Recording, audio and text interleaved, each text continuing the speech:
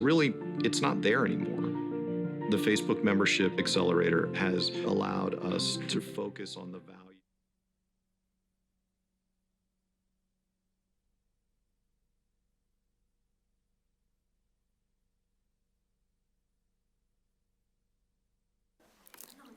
Okay. Gotcha. Right. Makes sense.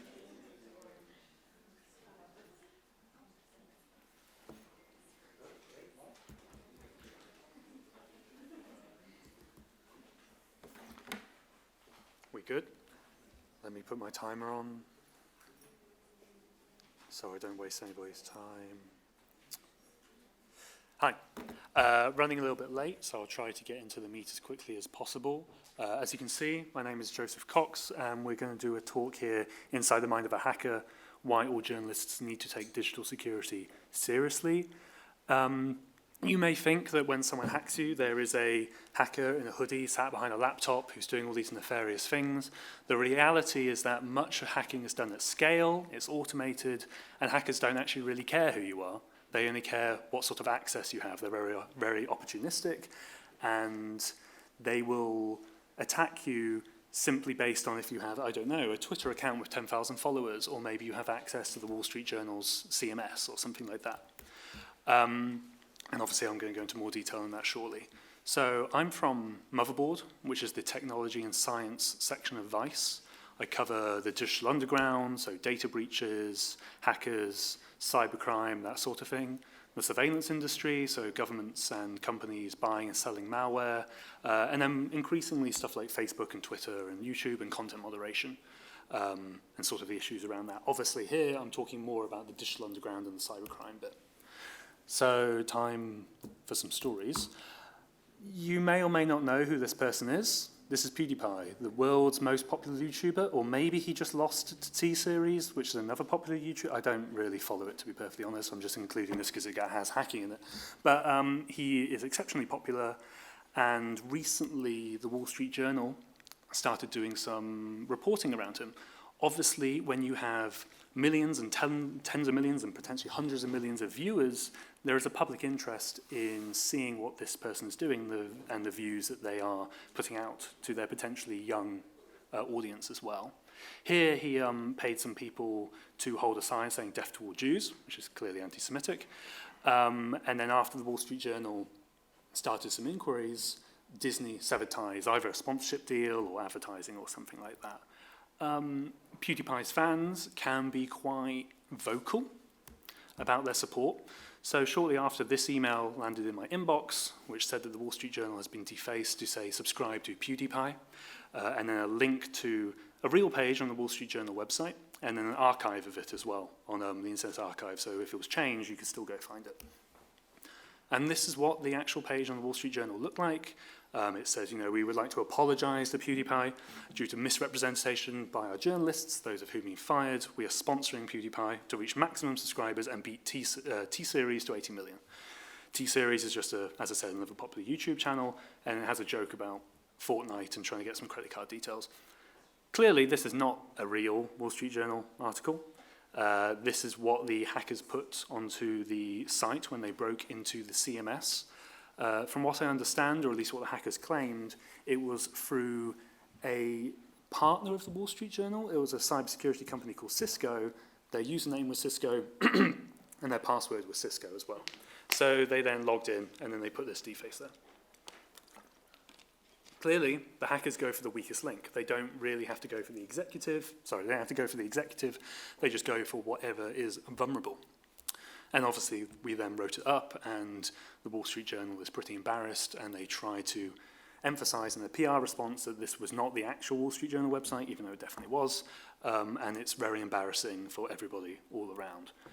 But what do we learn from that story? Well, you don't need to cover hackers, technology, or national security for hackers to actually care about targeting you. I mean, so I guess this was a technology story. I'd probably frame it more as a media one. But these guys aren't writing about the Snowden documents, They are doing a normal piece of media journalism. So you don't have to be a top-end NatSec journalist to have to worry about this sort of thing. And same sort of thing, you don't need to be famous to be targeted. And I'm just going to explain the different hacker motivations and what they mean for how hackers may target journalists. I mean, you just saw that with the first story, but we're going to go into some more as well. And most importantly, some of the free, the majority are free, but there are then some cheap things you can do to protect yourself, your work, and your media organization. One thing to remember here is that you're not just worried about your own email account, your own sources, your own documents. If a hacker leverages your account to then embarrass your media organization, that's arguably because of you. Not to victim blame, and of course, media organization security departments will handle it in various different ways, but everybody has to worry about this in a media org. So first of all, well, basically, the talk is going to be in two sections. The first one is just finding your password online, which is exceptionally easy, and you can just find it on Google. And then the second one will be about stealing your password. Some of you may be familiar with this, but there will probably be some information that you're not aware of, particularly when it comes to the phishing stuff later. So every day, well, every week, there are data breaches. This may be Silicon Valley companies or large tech companies like LinkedIn, Dropbox, and these are all headlines from Motherboard from data breaches where we've been given the data by hackers. We don't buy data, but we get sent it. Maybe the hacker wants to blackmail the company. Maybe they want to get exposure, or maybe they think there's a public interest in writing about it. The Yahoo hacks as well, VK, Russia's Facebook, even random sites. So you may have Dropbox and important sites. You may have signed up to the Coachella website because you wanted to go to a crap festival, and you signed up that 1 year and then you never check it ever again. There's still a password there, and there's still data that may circulate later, long after you've used that website and forgotten about it. Internet radio service called 8Tracks, which I never even heard of, but we were given the data. As journalists, you may subscribe to Harper's, or I don't know, New York Times, or something else. Any sort of media organization is going to have a database just like anything else. InfoWars, if you're into that. And I mentioned the Silicon Valley companies, but also there will be sites that those employees use, which they also have accounts on. So here was a developer forum which had people from Apple, Intel, and Google, even if it wasn't, apple.com or something like that. And you have to bear that in mind as well. So what does a database dump actually look like? Well, here's a real one that I was sent. Obviously, I've redacted the sensitive parts. That black bar is the username. Then there's the password. And then there's the email address. I won't say what site this was from, but as you can see, once the hacker has the database, it's trivial just to open up and literally look at the passwords and email addresses and the other information, depending on whether it's been encrypted or hashed or something like that. So when a hacker steals a database, this is what they're going to see. When someone buys a database, this is what they're going to see. And when we get sent it, this is what we see as well. So, but data dumps vary from site to site. Obviously there is username, email address, and password. You can have a password hash as well, which is, without getting too technical, it's basically a way of cryptographically representing a password. So you'll take, I don't know, the password, my password, you'll jumble it up, and then you'll store the jumbled version. So if the database is ever stolen, the hacker doesn't immediately have access to the actual password. Depending on how robust that password has been hashed, the hacker may still be able to get hold of it, and then they may still be able to break into your account as well. Your IP address, every time you visit a website, the website goes, oh, hey, look, there's someone connecting from Perugia here. And that will be logged, depending on the website, maybe when you sign up or when you last visited, and this information is often also included in database dumps. So let's say someone was trying to harass a journalist, they can find probably what city they live in by going through and finding the IP addresses. If you are investigating a company and you keep connecting from the New York Times office, the company may realize someone's connecting from the New York Times office a lot, and that actually happened and tipped off a company. Physical address, obviously, I mean, I'm only saying Amazon hypothetically, but if there is a website where you go buy stuff like Amazon, that may include your physical address as well, which is not great to have on the internet. Credit card information, as you would expect. And sometimes messages, like the actual content of direct messages between people. Again, it always depends on the actual website. Some will have less information, some will have a lot. But this data doesn't just magically appear on the internet. It is traded, it goes through a hierarchy, it kind of goes through a supply chain before reaching the journalists, the researchers, and the low-level hackers you have to worry about. At the top, there's probably going to be one or a small group of hackers who are the ones who actually go and breach the website. So when we had all of these database dumps in 2016 with LinkedIn, MySpace, VK, from what we understand, that was a small group of hackers who stole the data, used it for some of their own purposes, and then sold it on months or years later. This is where you get the mid-tier hackers who may go, well, I'm going to now start breaking into these accounts or finding the passwords and going into bank accounts or something like that. Then you start to get the lower level hackers, and this is when the data is this is when the journalists will probably hear about the data and be, oh, there's been a breach at some sort of company. This is when companies may become aware of the exposure as well, because hackers are going to be breaking into their accounts and that sort of thing. And you also have the data traders, which are people who collect data just like they would collect stamps. People who swap rare databases. There are more popular ones, rarer ones, more sought after ones. And some people use them for hacking, some people just stockpile them as any other sort of collectible. And then at the bottom, after everybody else has already had their fun, you have the journalists and the really low-level hackers, which, I mean, when you look at that pyramid, you may go, oh, well, it's the bottom-level hackers, I don't really need to worry about them. No, they are specifically the ones you need to worry about because they have less inhibitions about targeting you, and those are the sorts of hackers, in my opinion, that targeted the Wall Street Journal. They aren't above that. They are definitely at the lower level. And this is also when data dumps will become public, and you won't just be able to buy them, you may be able to just download them from a Google search. Speaking of buying, this is what it looks like when someone is selling the Yahoo data of 200 million users, free Bitcoin, which I know that was worth a lot less back then. This was probably a few $100s, maybe $1,000 at the time, and it just looks, you know, like any other sort of online listing. This is on a dark web forum that you need to know where to go, you need to log in, you need to register, so it's not immediately discoverable. Then you have, and sorry, what I'm doing here is I'm trying to show how it moves down in that hierarchy I just showed a minute ago. Then you have these sorts of lower level hacking forums. I won't say which one this is, but this one has a system where you don't just buy the data, but every time you post on the website, you earn credits. And the point of that is to incentivize people to, you know, have a community, chat, trade information, exchange the latest tips, you get credits, you can then use them to buy databases. And there's a long list of the ones they offer. Here, though, as you can see at the top, today I've uploaded the LinkedIn database for you to download for free. Thanks for reading and enjoy. So you still have to register and log in here. Like, you still have to know where the forum is and still find it, but that's quite trivial. And then you can just download the LinkedIn data of 164 million people, which is nice.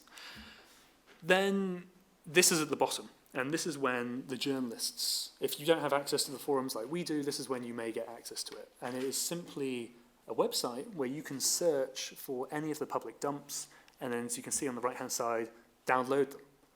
It really is that simple. I'm not going to say the name of the website, but if you have a basic command of Google, you will be able to find it probably on the first page. So that is how easy it is for someone to find all of these databases. 7,761,152,394. I really hope I just said that right. That is how many credentials are on a website called Have I Been Pwned? Pwned being the gamer slang term for owning somebody, for beating them.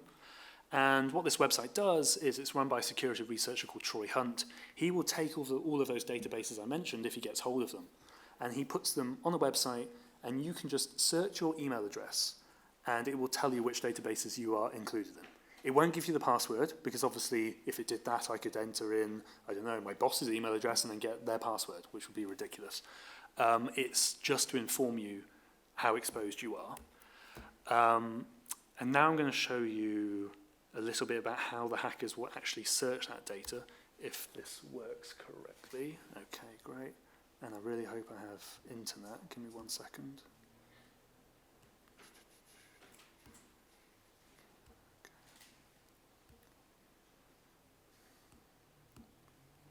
I knew even opening a web browser was going to be a nightmare as soon as you actually need it. Okay, while that's loading up, we'll go here. So this, so I've already downloaded some data beforehand, and we'll go here, and it is a database from Bitly, which is the, the link shortening website where you put in a link and it gives you a short version. They were breached, and it included email addresses, usernames, and password hashes.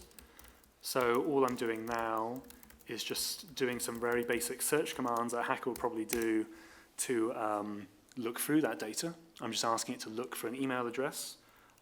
This is my own email address. I'm not going to show someone else's passwords without consent. And there we go. That is my username, my email address, and the password hash. A hacker could go break that hash if it hasn't been already. You can also Google crack hash online, and it will have a database of already cracked passwords that you can then go use. And that is how easy it is. You download the data, you search it, and then that is all it requires. Google Chrome doesn't want to work. I was just going to show you have I been pwned the website, but if you do want to go to it, I will just show it you on the screen for a bit. It's simply that website. So you will go there, you will type in your email address, and it will tell you how many databases you've included. And to be clear, that is not every single data breach there's ever been. Obviously, it's only the ones that Troy Hunter's managed to get hold of. And the thing is that there are so many breaches we don't actually know about. There are so many which are traded in that hierarchy of hackers for months, if not years, before we even find out about it, and potentially before the company finds out about it as well. So back here, great. But the point I really, really want to make, and I said this at the top, was that it's not so much about targeting individuals. When you have the database, you can search through it for an organization all at once. So here all I've done is search for all email addresses which have @local.gov.uk, some sort of UK government agency, right? I've redacted the hashes and the email addresses as well, but this is how someone can just go and search at WSJ.com, whatever it is, for the Wall Street Journal, Vice.com, whatever it may be. And rather than going, oh my God, I have to target every single journalist at this organization to try to break in, I can just do that, and I already have a list of all the ones that I can then try all of their passwords and see if I can get in that way. So that's all quite worrying, depending on whether your password has been breached or not, but what can you actually do about it? The main thing is that you should use a unique password on every single site. This may be advice that you've heard from your own security teams or from other people. You may have heard it a million times, but we all secretly do use the same password on multiple sites. I do as well, for various accounts. Even though I have something like 400 passwords, there are some sites where you just can't be bothered to set it up, and you may use a temporary password. So that sounds really intimidating. When we have so many different services, social media sites or whatever, changing the password on every single one is going to be a massive pain. So you should use a password manager. This is a piece of software on your computer that you just give it one password, your master password, and it stores all of the other passwords inside a sort of protected vault in your computer. You may immediately think, well, that's pretty dumb, putting all my passwords in one egg, metaphorical egg, in the basket. I'm messing up my metaphors. You put it on the computer. And that may sound like a really bad idea, but it's not. Sure, there is a chance that a hacker may use a sophisticated piece of malware to go and steal all of your passwords out of your password manager, or it's much more likely that someone will just do what I did and find your password in a data breach and then go screw up your media organization like that.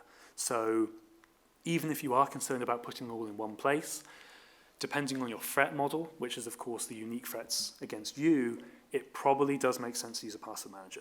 If you don't like that, write them down and put them in a drawer. For years, we've told users never write down your passwords. That was terrible advice, because then people ended up using the same password on every single website. Writing down your passwords in a locked drawer means you then have to worry about someone breaking into your media organization office, then breaking into the drawer. That is less likely than someone just searching for your password online. So there is nothing wrong with writing them down, as long as you don't have, I don't know, an abusive partner who may then go and find those passwords, or something else that's a physical threat. And that's just an example of what a password manager would actually look like. And as for actual ones you could use, I mean, I don't really recommend any particular one specifically. Some of these are free, some of them are paid for. I think 1Password syncs between your phone and the browser, because obviously you want to be able to access stuff on your mobile device as well. LastPass might do the same. These are just two famous examples. But when you use Google Chrome or even Safari or something, often you'll get a prompt saying, hey, do you want me to remember this password? And again, you may immediately think, well, that's kind of a bad idea. That is essentially a password manager, even if it's not always described as such. Chrome saving all of your passwords so you don't have to remember them is a good thing. Again, as long as you don't have to worry about someone going and like physically taking your laptop, but most of us probably don't. Obviously don't want to generalize to a room of journalists who do much more important work than I do. But for the vast majority of people, a Chrome password manager is going to be absolutely fine. So just to recap, because that is a load of information thrown in your face, data breaches happen all the time. They happen every week, every day, whatever, and we're getting a lot of fatigue from these breaches always being in the news. It is clearly really, really easy for hackers to get hold of this data. They can just Google it or buy it. Hackers may then use this data to break into accounts, even if you're not interesting. If you just happen to work at a media organization, that makes you a legitimate target for the hackers. You can then use unique passwords on every site, and you should probably use a password manager for that. I'm going to take some questions now on that section before I move on to the next one, because it's a little bit different. Does anyone have any questions on anything I just said at all? And am I going too fast? Good. Any questions? I don't think so. Cool. So, another story. One day, a senior employee at Forbes woke up to an email from a Vice employee asking comment. Vice had reached out, they were doing a story about some sort of Forbes acquisition, something like that. Obviously, during that sort of time, the Forbes employee is going to be very alert to requests for comment, because maybe they don't want information to leak or something like that. The employee clicks the link, it then goes to her email. It looks like she's been logged out, so she just logs back in and then carries on, and it's all fine. It turns out that wasn't a Vice employee. Vice had already been hacked. The hackers then used the access from Vice to then email Forbes and then trick them into breaking into Forbes' account as well. It was actually the Syrian Electronic Army, and then this is the flag that they put, I think, on the Forbes website or somewhere on the Forbes properties. So here, phishing was used from one media organization to then target another. And this senior employee had every reason to believe that the email was legitimate. This is not a random scammer from Ukraine or Russia or, you know, a Nigerian print scam or anything like that, or the increase in like extortion scams that we see. This was actually from a legitimate Vice account going to a Forbes account. So you can see why this person clicked the link and went through it. So this is now going to be talking about phishing your password and how it goes about and the sorts of things that you can spot to hopefully prevent that as well. When you think of phishing passwords, you may think of, I don't know, a really low quality email with bad English or whatever, if you work in Germany, bad German, and that's what you may think of a phishing email. But some are really clever, and let me know if you would fall for that. But then when you scroll it out, it's actually, the website is not accounts.google.com, which is exactly what the browser showed. The actual website is computer.shop, which is the part at the end. Even though it looks like a legitimate Google site, it has the green padlock that I'm sure everybody's been told to look out for, and we'll go more into that. It has the HTTPS, which means that it's encrypted, and it is encrypted, it is a secure website, but that is not the real Google login page. This is an incredible phishing page. And this is the sort of level that hackers are getting now, because you don't have to be a genius to make this. You can just buy a phishing kit online for about $150, and it will generate pages that look this good for you. You just have to handle the bit where you buy the domain, like computer.shop or something like that. So we've definitely moved away from the point where it's some obviously scamming email that you have to look out for. And this applies to also the finding your password, but I'm just bringing it up here. Why someone may phish your email account is because it's basically the epicenter of your digital life. So someone may break into your Twitter account. Okay, they can get your DMs, they can post nudes from your account or something, they can start DMing your friends and be really annoying. That's all really, really, really bad. If they break into your email account, that is where you will get password reset emails sent. If you forget your Facebook password, you go to Facebook, press forgot my password, we'll send you an email. There you go. You go to Twitter, you do the same. Twitter will send you an email, you click it, you reset your password. If you get an access to an email account, you can theoretically get access to the Twitter, Facebook, CMS account, anything that is linked to that email. And that is why hackers will go for your email account rather than anything else. Of course, they will go for the other stuff if it's possible, but the email account is sort of the holy grail, like the crown jewels of really screwing up your digital life.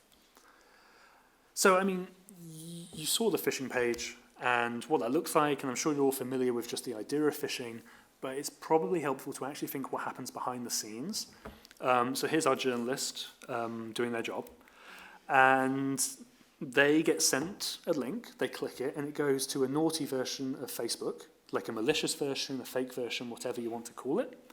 The journalist then enters their details because it looks legitimate, and it goes to the hacker's server. That's fairly easy to understand. You enter the information, it goes elsewhere.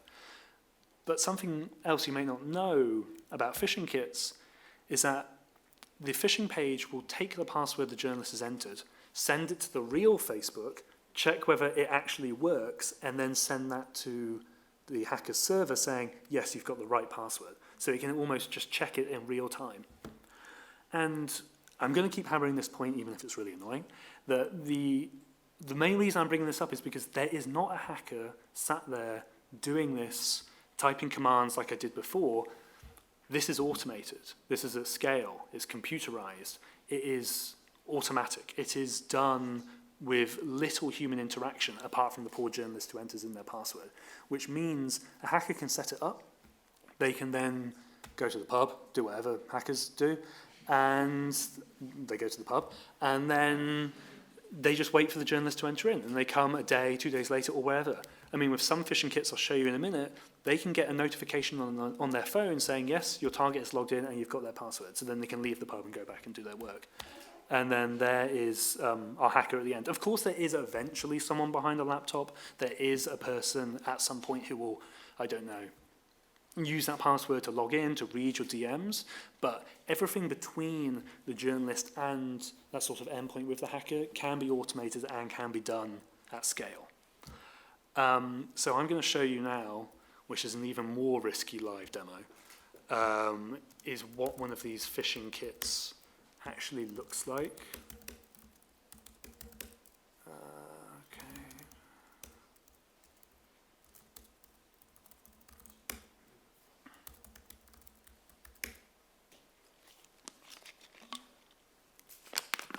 So this is a piece of software called Evil Jinx. You can tell it's evil from the devil, obviously. And you will see there a list of the different phishing pages that it comes preloaded with. There's Facebook, Outlook, Twitter Mobile, Amazon, etc., etc. This is what the hacker will see on their laptop, or this is what the hacker will put on their server, which is the automated software running in the background. I will just make sure. Yes, that's okay. Yeah, okay, I definitely have one. Now, these are the unique links that I am giving myself to the phishing page. You'll see that in a table above, I'll try to highlight it. This bit, here's the Facebook page I'm going to go use. So let's just open Firefox. that. Wait for my very slow computer. So this kit comes, as I said, preloaded with these phishing pages. You don't need to design them. You don't need to be a sophisticated hacker to be able to use this. You just need to be able to install the kit and then go to it. So here is the first thing that you may see when there's a phishing page. I've done this so you can see one of the immediate warning signs, which is your connection is not secure. This is what you've been told before, which is the padlock issue, right? So if you see something like that, you should be very, very aware, and you should probably not go to that website. For the purpose of this, I'm just going to ignore it. I haven't fully made this Facebook page all nice, but you go to the Facebook phishing page, and let's say, well, this is my username, this is my password, press enter, and then logs you in. If we then go back here, back to the phishing page, there you go. It says password false, because that wasn't a real Facebook account, obviously. I just made that up off the top of my head. But you can then see at the bottom, there's the username. This is my username, password, this is my password. You then open the sessions, and then you can see it there. This is what the hacker will actually see on their machine. The bit that says remote IP, that's obviously where your own IP address is going to be. So they will be able to see that, oh, that was an IP address from the New York Times, or an IP address from Vice. For me, that's just the IP address for the machine, because I'm just running it on my computer. They can also see what browser you were on there, what operating system you're on as well. That may or may not be valuable to a hacker. It depends what they're trying to do. But now they already have your username and the password. And here, they would, like, around here, it would have another column just to say whether it was a real password or not. And that is how easy it can be and how quick it can be to actually phish someone's password.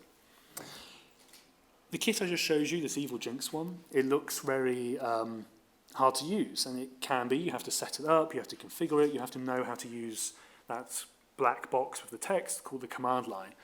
Or you can go, as I said, give someone $150 and you'll get access to a ready-made phishing kit.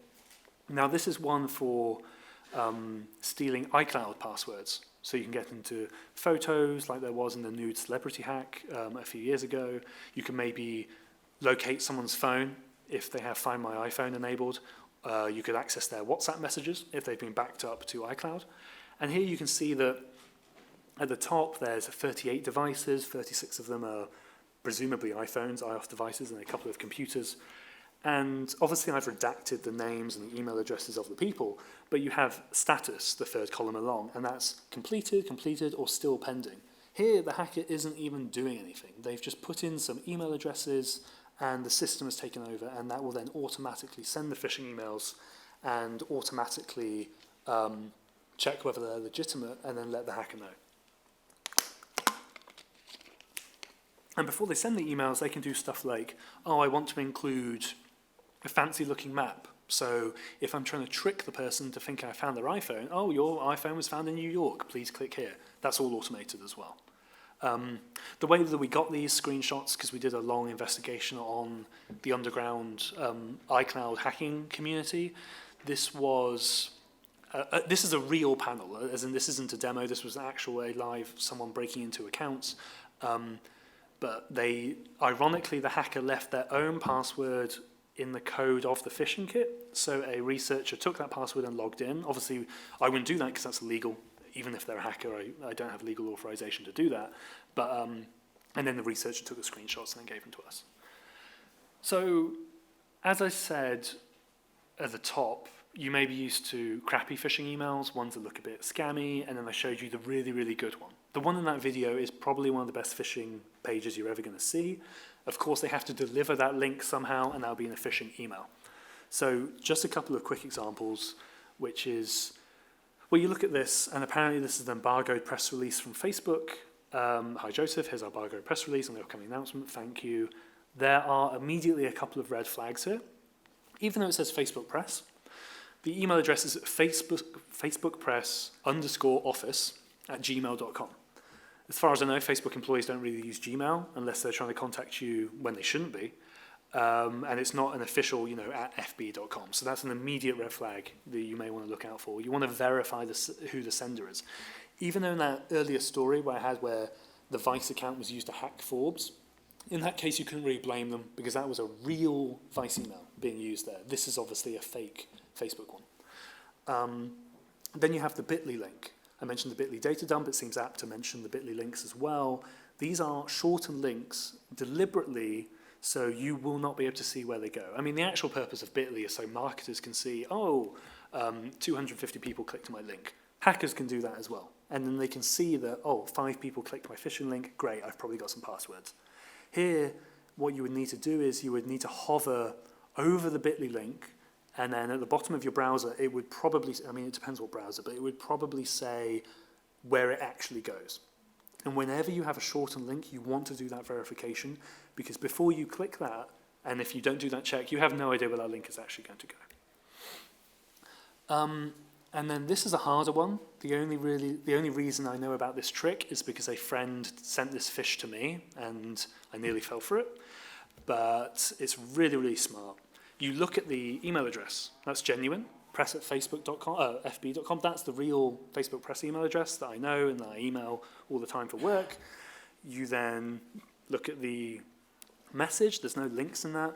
And then you look at the attachment, and that looks like a normal GDocs Google Drive attachment. That's actually a screenshot of an attachment, so it's an image which has then been embedded into the email. That's not a real attachment. If you hovered over that, and sorry I can't do it because I don't have the live email, this is just a screenshot, it would show that actually directs to a bit.ly link. So we've got past the point where you have to look out for shortened links, you have to look out for images and then where they go as well. This is incredibly crafty because when I first saw it, that looks like a legitimate attachment. We're so used to the UI of Google, and we will just trust it, that we don't take time to verify it. So obviously, we're journalists. We don't have time to be skeptical of every single email we get. Our job is opening PDFs, essentially. So you just have to be wary of when you get something like that. And then very, very briefly, it's not just about what's in the actual email. It's also about timing. So this is a phishing email that was sent to Egyptian activists and journalists, I think. And this was, the screenshot's not mine. I think this is from Amnesty International. But a few years ago, an Egyptian activist was picked up by the authorities, arrested and detained. News of that obviously spread quickly because it wasn't a surreptitious arrest. Very shortly after, a load of their colleagues get an email saying, hey, here is the indictment for your colleague, please click here. Your friend, your colleague has just been kidnapped, essentially. You are going to click the link which says this is the indictment against them. It was a coordinated, well-timed campaign to break into the accounts by leveraging the event at the time and leveraging the urgency by which someone is going to want to click that link. And I'd have to go back over the report, but as far as I know, it actually was successful. It was almost devilishly clever in how they deployed that. So again, it's not just what's in the email, it's the timing. Maybe if you work in a media organization, if there's a phishing test and you're expecting, I don't know, we have this announcement about an award we won, maybe your internal InfoSec team will send an email timed around that, which then could trick you further. Obviously, this is not so much opportunistic. This is a government hacker who timed it very, very well. This isn't a random person who's going for your passwords. They know that someone is going to click this. But if you need to worry about this sort of thing, you should get a proper security training and not listen to me for 45 minutes, because that is a much higher level of risk. But the reason I show it is it's just about timing as well. So what can you actually do about phishing? Be vigilant. You look out for certain things. Remember what a hacker may try to exploit, the urgency in that Dropbox link I just showed you. Obviously, you're going to click the indictment about your friend. Something you're expecting, which again may be the indictment, or it may be a password reset or something like that. A trick they'll sometimes do is hackers will deliberately try to break into your Google account, enter the wrong password. And perhaps that will trigger Google to say, hey, someone's trying to break into your account. And then the hacker will know that's been triggered and send you a password reset. And that will look like it came from Google. So they are leveraging the fact that Well, that's natural. Like Google is going to ask me to reset my password now. Really, really smart. And again, that's sort of higher level, but something you should still bear in mind. And maybe something you need, like the password reset or a document or something like that.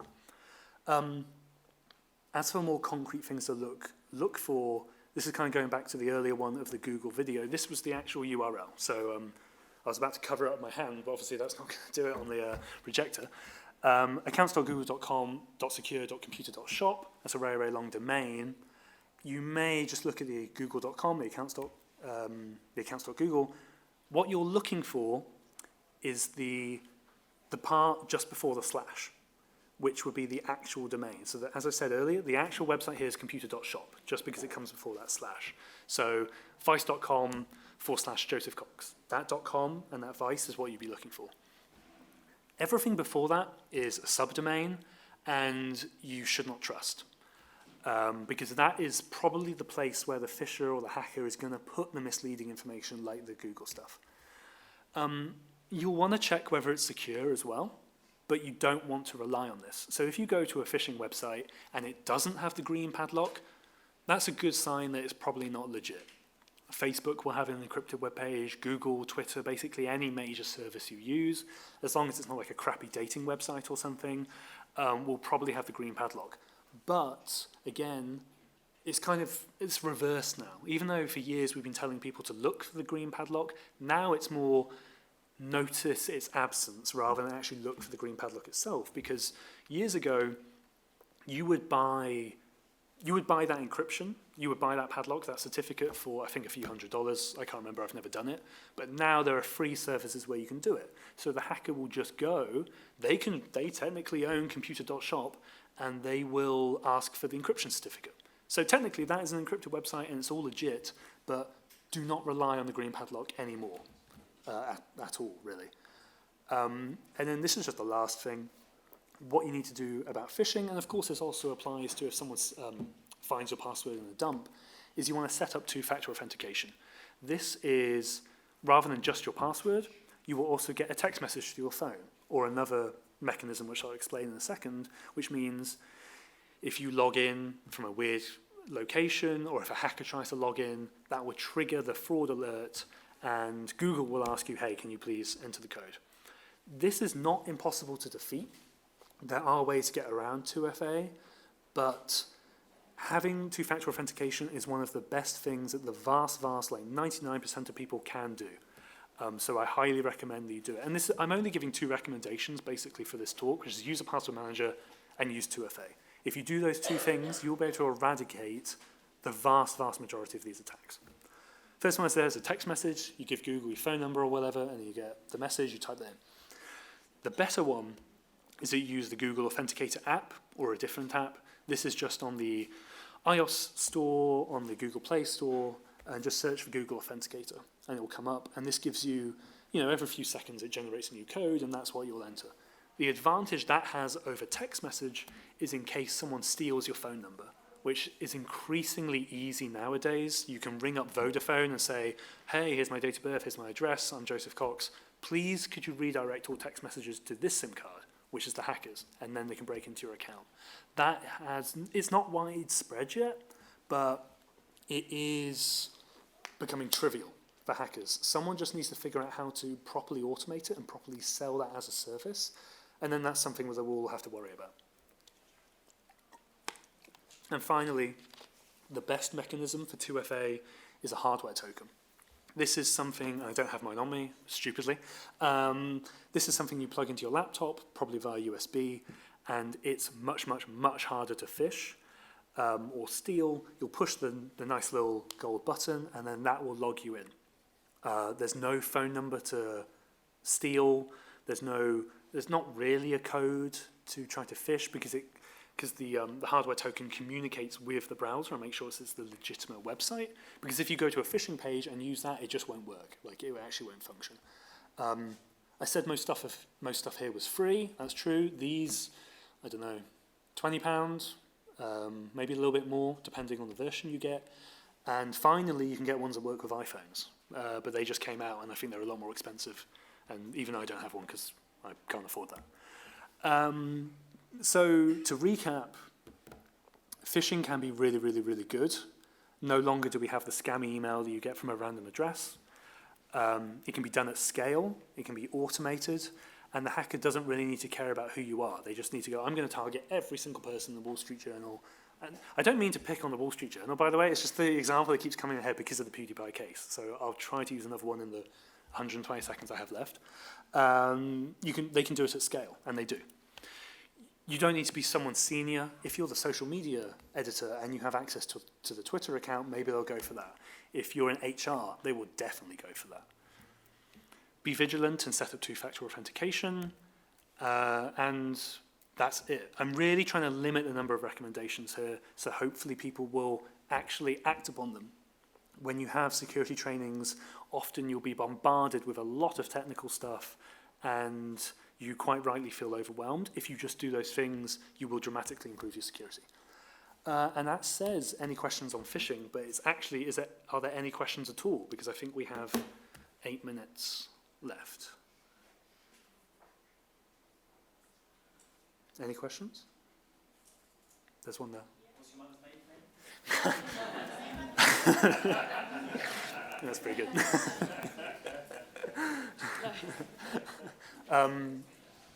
Was there a question here? Yeah. Oh, I think there's a mic coming. Hi, thanks. How do you think we can engage people within the newsroom to be more vigilant around digital security, including higher level management? Yeah, it really depends, because journalists, in my experience, typically won't act until they see a threat, or unfortunately until it's too late, right? Of course, it depends on the media organization. If you are quite large and you already have a security team, hopefully that would be something where they would be dealing with other departments to try to convince them. If you work in a much smaller team or a much smaller media organization, I would try to explain to them the consequences of getting hacked. So if someone breaks into the account and defaces the website, that's some serious reputational damage for your media outlet. If they break into an email account, they can get information on sources. If they phish an HR person, they could get a lot of sensitive company information. Rather than giving people a load of tasks to do, such as you must use 2FA and people don't really understand why they're doing it, it probably makes more sense to emphasize the threats and the issues firsthand and then work from there. I know that's a really, really general answer, but of course it depends on the media organization. Any other questions? There's one there. Thank you. How do you assess your own threat model? So threat modeling is a very complicated topic, but probably the most important one. Threat modeling is working out, first of all, what information you possess someone may want to get. Maybe that's the source's name, let's say. You then work out who may want to get that. Maybe it's a government, maybe it's law enforcement, maybe it's a random low-level hacker, maybe it's someone else in your organization. You then work out the capabilities of that adversary. Are they advanced? Do they have legal mechanisms like subpoenas? Do they have some other technique? So, and then from there you can work out, well, what's the solution to those? What can I do to mitigate those capabilities? Anything else? I was just wondering if you had maybe a very nice anecdote. I was fascinated about what you said about the stockpiling data traders. Mm-hmm. Like, I can understand why people would want to collect art. I just look at it, or just impress other people. But why would you want to collect databases? Like, how does that work? Like, do you maybe have a story about? Yeah, I mean, so I did a feature article a while ago about these data traders, and some of them, as I said, will kind of collect them because they're rare, in the same way that, I don't know, maybe you play Counter-Strike, which is an online game, and you have rare coloured guns in it, for example. You have an air of, authority if you have a rare data set. I mean, I don't know how many of you are familiar with the website Neopets, which is a site where you run a virtual pet. I don't know, I was too old for that. But when I was given that data by a hacker, it turned out that everyone started messaging me saying, oh my God, you have the Neopets data, can you please send it to me? Obviously I didn't because I don't redistribute the data. but that's like a particularly rare data set that people wanted for some reason.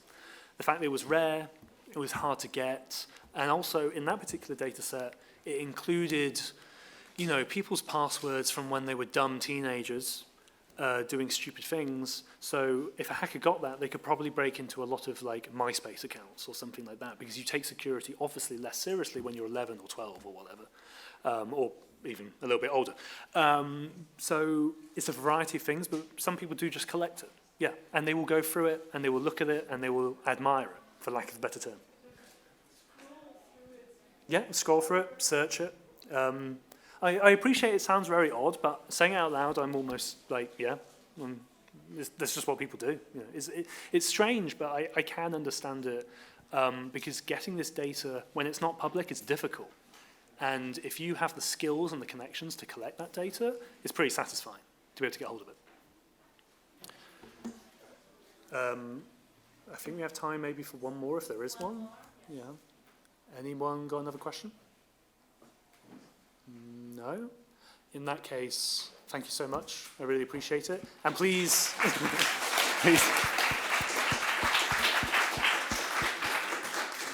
please use a password manager and use 2FA. Okay, great, thanks. Oh, and sorry, there is my contact if you need any training or advice. Cheers. Hi.